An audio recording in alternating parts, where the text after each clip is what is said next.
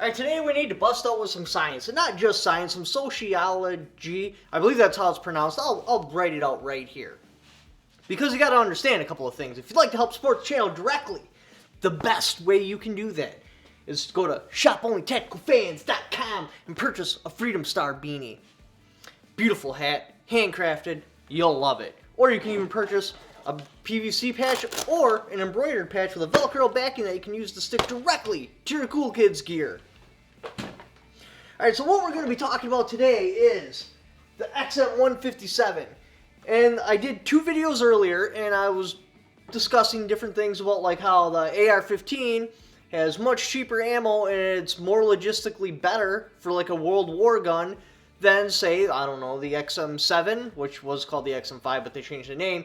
And one of the comments that had come up is, well, with the new XM-157 optics system, wouldn't it reduce the amount of ammo used because it makes the soldier more accurate? Therefore, in the end, it'll all come out in the wash and you'll actually be spending less on ammo over 5.56. And you have very valid points. You really, really do. I have to explain to you guys how easy it was to make a shot with this optics. The science is a little bit different though.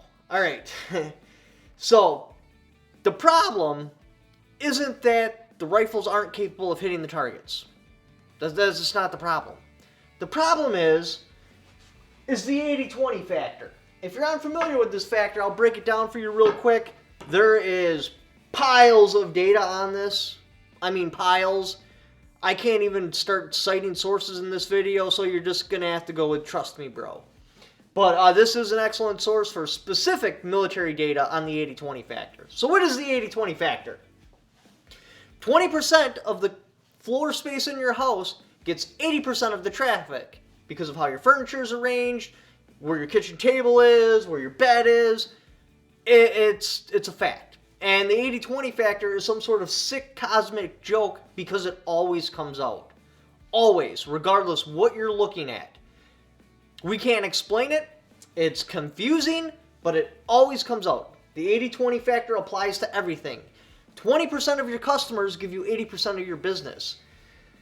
20% of firearms do 80% of the shooting. So if you actually do like any sort of realistic practice with your firearm, like any practice whatsoever, you're doing more practice than 80% of Americans.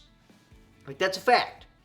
20% of prosecutors are responsible for 80% of malicious prosecution cases. 20% of police officers are responsible for 80% of the falsified evidence. That's why, like, when a prosecutor gets caught up trying to prosecute on shady information or the evidence comes back to maybe not being legit, they go back and they dismiss every case they've had their fingers into because it's not going to be their first time. It's a human nature only 20% of them have, and it's been going on for a long period of time. It just came to light now, so now let's go back and either reinvestigate every case you've had your fingers into or just dismiss them all. 20% of the cars do 80% of the driving. 20% of employees do 80% of the work. Like, I'm serious, this is a fact. A cosmic joke nobody can explain, but holds true across the board. It's the 80-20 factor. And it also applies in the military. And they've been just befuddled by this. Like I said, you can go and look this stuff up. This is a fact. The problem is only 20% of the soldiers are willing to actually aim and not intentionally miss at an enemy combatant. And the military is like, why? We don't get it. They have found a few exceptions. That would be in naval ships, airplanes, and artillery. That is 100, well, not 100%, but that is where they have a higher percentage of soldiers actually targeting the enemy. What I'm getting at here is that scope will actually reduce, and I mean this, reduce the amount of accuracy because it makes it more personalized. Because it's not like the soldier is a coward, it's not like he's scared, it's not like anything like that. They've boiled it down trying to figure this out, is they have humanity. They feel guilty for taking another human life, which that's not a bad thing. Humanity's good. We all need humanity. So, the easier it is for the soldier to get personally identified with the enemy combatant, because that's what they've determined the differences with artillery, battleships, and airplanes. Is with the airplanes and battleships, there's a mechanical, you're not shooting at an individual person. Yes, we all understand that there are people on the battleship and there are people flying the airplane, but we're able to register it through our head that we're not shooting at a person, we're shooting at an airplane or a battleship. For example, in World War II, the pilots doing carpet bombing had no problems with that. Yeah, they were killing hundreds of thousands of people, innocent people, but they didn't have a problem with it because they couldn't see the people. And the people that were getting bombed didn't have a problem with it because it didn't feel like a personal attack. It's when you get personal that it even gets worse than 20%. And if you can remove the personal engagement out of it, you can get slightly better than 20%. It still averages out at 20%. Like even putting in the artillery, the naval ships, and the airplane, and then mixing that into the whole military soup, it still comes out that only 20% of troops are willing to shoot at an enemy combatant. Here's the catch. There's another person on the second track. Now you're faced with a dilemma. You can either do nothing and the train will kill 5 people, or you can pull the lever and save their lives, but be directly responsible for one person's death. Now, 20% is a general number. It actually breaks down into subcategories like the troops that are actually willing to do it and enjoy it, then the troops that are willing to do it in self-defense, and then, just willing to do it because they're following orders, but it all boils down to about 20%. We learned that there's a stark difference between what people think they would do and what they actually do when faced with a difficult moral dilemma. Instead of saving 5 lives, most of our participants did nothing. The XM-5 is actually going to hurt our accuracy because it'll make it more personal, being able to see the troop, because now you're looking at 8 times magnification. Before that, you had, the 3 magnification ACOG. So that means the troop has to be even farther away to where you can't for surely identify them.